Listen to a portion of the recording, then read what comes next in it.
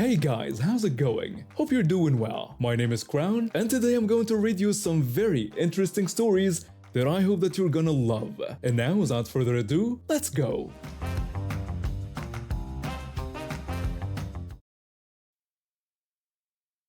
College isn't cheap and neither is food. That's why I found myself working at the local fair during my freshman year. My student loans were already piling up, and I needed every penny I could get. I was stationed at the bumper cars that day, and thankfully, my manager had enough sense to put me under a tent. The summer heat was brutal, and the last thing he wanted was an 18-year-old getting heat stroke on his watch. It was just another ordinary day until I spotted them approaching the ride, a mother and her young son. The poor kid's face was bright red from the heat, and all he had was a lollipop while his mother was chugging water from a bottle. Something else caught my attention too. The kid looked way too small for the bumper cars. At our fair, we had strict weight requirements. It wasn't just some arbitrary rule, it was about safety. If someone was too light, they could get seriously hurt when hit by another car. After about 20 minutes of waiting in line, they finally reached my station. I weighed the kid, and just as I suspected, he was under the minimum requirement.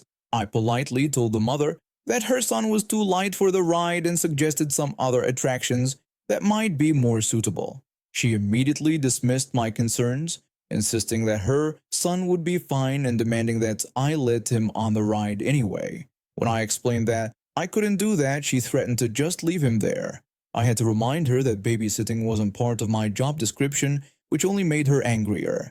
She started yelling about disrespect, and I decided it wasn't worth arguing anymore. I kept an eye on the kid while letting other guests onto the ride. Just as I was about to start the ride, I heard a loud thump followed by collective gasps from the crowd. My heart dropped when I turned around. The kid had collapsed on the grass near my podium. I immediately grabbed my walkie-talkie and called my manager. I shouted out, asking if anyone had water, and thankfully a kind woman in the crowd handed me her water bottle. I used it to cool down the kid's face. My manager arrived quickly with an ice pack, but throughout this whole ordeal, the mother just stood there, huffing and complaining about the ride not starting. I tried to ignore her until she started yelling again, telling us to leave her son alone and claiming he would be fine.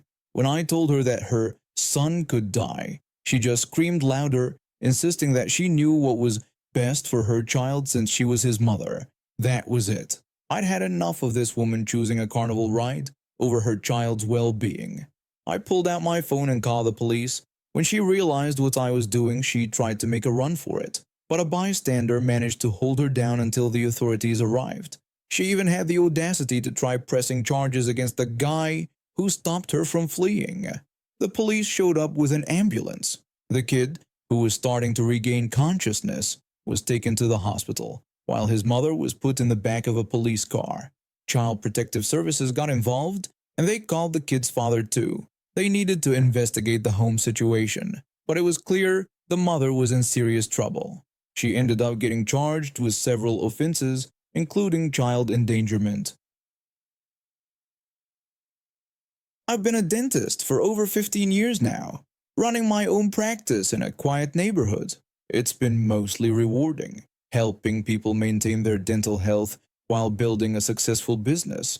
My office staff has always been great at handling difficult patients, but nothing could have prepared us for what happened last Wednesday.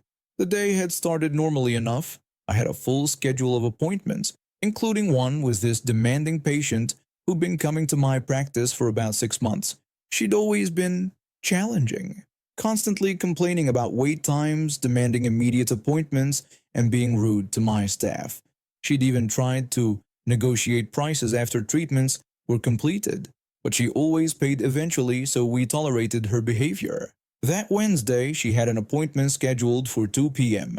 She didn't show up. No call, no message, nothing. We tried reaching her but got no response. It wasn't a huge deal. We'd just charge her the missed appointment fee as per our policy. I finished up with my last patient around 6 p.m., closed the office, and headed home. My wife's a nurse at the local hospital, but she'd managed to get off early that day. We were looking forward to a quiet evening together, something rare given our usually conflicting schedules. We'd just finished making dinner, and were sitting down to eat when we heard it.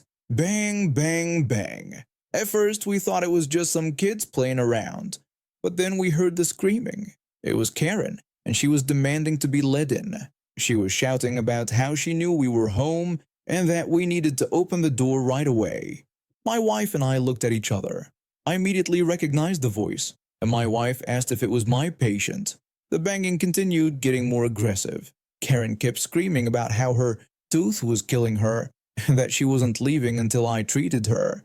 I went to the front door with my wife right behind me. She had grabbed her taser, a gift from her brother after she started doing night shifts at the hospital. When I asked Karen what she was doing at my house and how she found it, she admitted to following my car from the office. She kept insisting that she needed treatment immediately and that I couldn't refuse her because she was in pain. I tried explaining that this was my private home, that my office was closed, and reminded her about missing her appointment earlier that day. I told her she needed to leave. Karen wouldn't listen to reason. She kept ranting about how she couldn't make it to her appointment earlier but was here now. She even tried to guilt me by saying I was a doctor who took an oath to help people. I had to remind her that I was a dentist and that's not how things worked. I warned her that I would call the police if she didn't leave. That's when she snapped. She suddenly charged forward, trying to push past me into the house. When she saw my wife, she lunged at her, screaming and blaming her for keeping me from helping with her dental problems. Bad move on her part. My wife didn't hesitate. The taser made contact and Karen went down like a sack of potatoes, twitching on our porch. I told her I was calling the police. Even from her position on the ground, Karen kept threatening to sue me and report me to the dental board, all while insisting that I was supposed to help people. The police arrived within minutes. Turned out Karen had quite a record. Previous incidents of harassment, trespassing, and disorderly conduct. They arrested her on the spot. We later found out she'd been banned from 3 other dental practices in the area for similar behavior. She'd been stalking another dentist for weeks before coming to my practice. The dental board actually contacted me the next day. Apparently, she'd made it onto their watch list of problematic patients. We installed security cameras the next day, and I had a long talk with my office staff about updating our patient screening process. I also found out she'd been harassing my receptionist through social media, something she'd been too afraid to tell me about. Karen's now facing multiple charges, has a restraining order against her, and is banned from my practice permanently. She's now having trouble finding any dentist in the city willing to take her as a patient. Maybe she'll finally learn that being entitled doesn't get you what you want. My doctor changed my cholesterol medicine even though the one I was taking was working well. That turned out to be a big mistake. The new medicine started drying out my muscles without me even realizing it. By January 2019, my muscles had become so weak that I suddenly collapsed. That's how I found myself in a nursing home for rehabilitation. Here in Florida, that's pretty common for seniors who need to recover from various illnesses. The thing is, most of the staff there seemed to think every resident was just waiting around to die. I sure wasn't. I had plans to get better and get out of there. After a couple months of rehab, I had gotten back most of my strength. I still needed a wheelchair, though I was close to being cleared to use a walker instead. That's when I had my first run-in with this one nursing assistant who seemed to think her phone games were more important than her actual job. I had an appointment with a new doctor whose office was about 30 minutes away. Being a first-time patient, I knew there'd be extra paperwork to fill out, so I made sure to be ready extra early. I parked myself in the dining room where everyone could see me, waiting over an hour before the appointment time. What I didn't know was that the nursing assistant playing on her phone at the desk would be my driver. She finally came up to me just 15 minutes before my appointment. She asked if I was ready to go, and I told her I'd been ready for around an hour. She said she just needed to bring the van up. Keep in mind, getting a wheelchair-bound person into a van isn't quick. You need to load them up and secure everything properly. By the time we got to the doctor's office, we were more than 15 minutes late. When we got there, she even tried to take my paperwork from me, like I couldn't handle carrying a few sheets of paper from the van to the receptionist's window. Here I was, perfectly capable of holding some papers, while she couldn't even get off her phone long enough to get me to my appointment on time. The receptionist told me that I was too late for my appointment as their policy didn't allow patients who were more than 15 minutes late. When I asked about rescheduling, she offered to set up a new appointment. I explained that the nursing home would need to handle that to avoid scheduling conflicts. When my next appointment came around, I'd graduated to using a walker.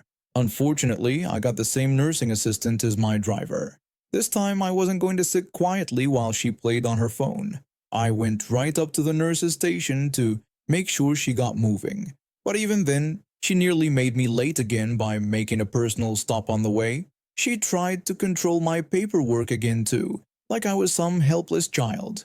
We made it just in time for my appointment, but the frustration wasn't over. After seeing the doctor, I came out to find her chatting with the receptionist about job openings at the office.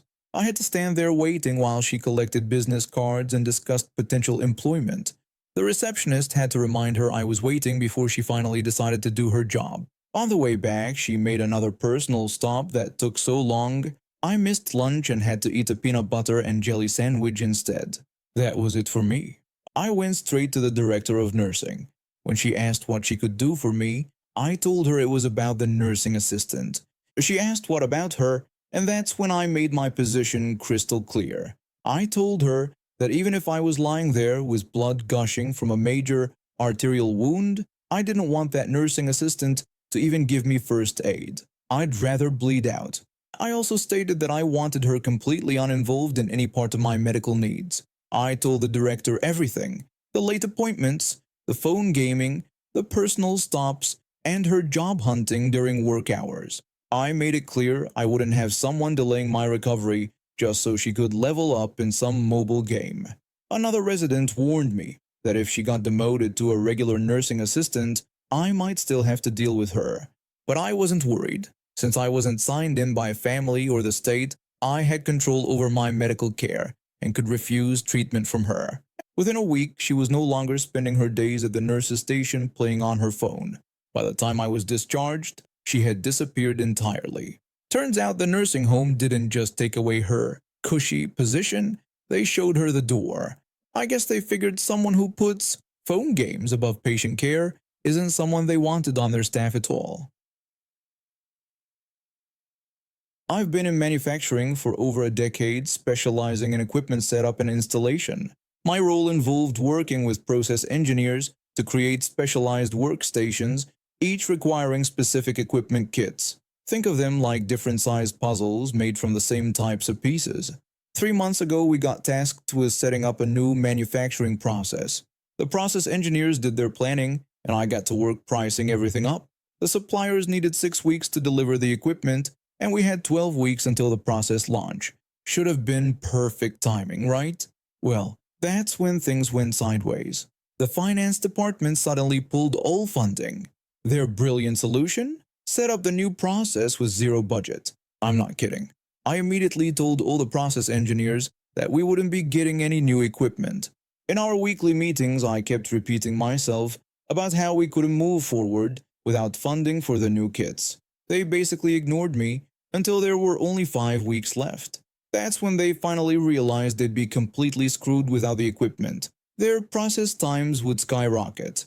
They all stormed off to the finance department in a panic. A few days later, one of my many bosses, let's call him Boss 1, came to my office looking smug. He excitedly told me he'd secured the money and wanted me to order the kits right away. I had to explain that it wouldn't work since the plans were 12 weeks old and the suppliers still needed 6 weeks lead time when we only had 4 weeks left.